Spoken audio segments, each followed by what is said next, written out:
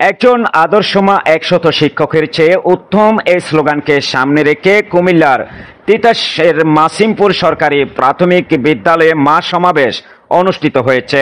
বুধবার ৩০ জুন সকাল ১০টায় স্কুল প্রাঙ্গণে অনুষ্ঠিত মা সমাবেশে প্রায় ১৫০ জনের বেশি মা উপস্থিত ছিলেন।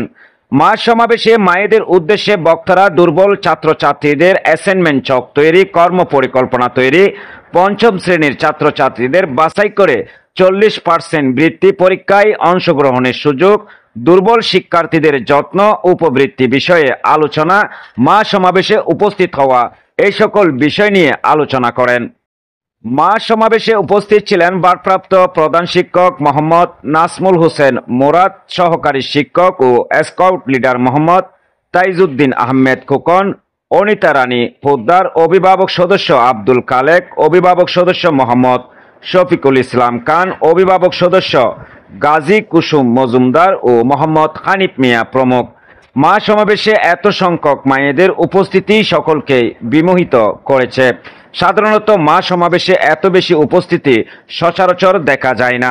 এই সময় উপস্থিত মায়েরা বলেন, সন্তানের ভবিষ্যৎ এর ভালো চিন্তা করেই আমরা উপস্থিত হয়েছি।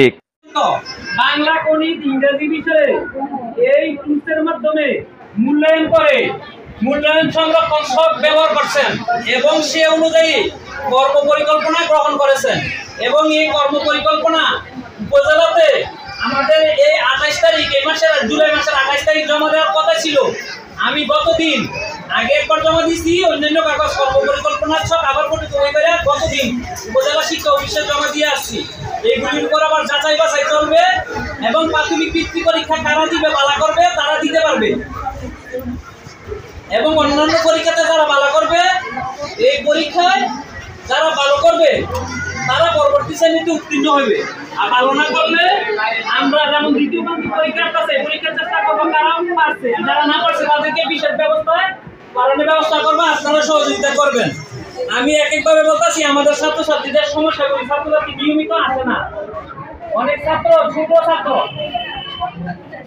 তারা মোবাইল ব্যবহার করে। মোবাইল ব্যবহার করতে আপনারা দিবেন না, প্লিজ একটু শুনেন। আমি কিন্তু অসুস্থ, আমি ঘুরে বলতে পারতাম।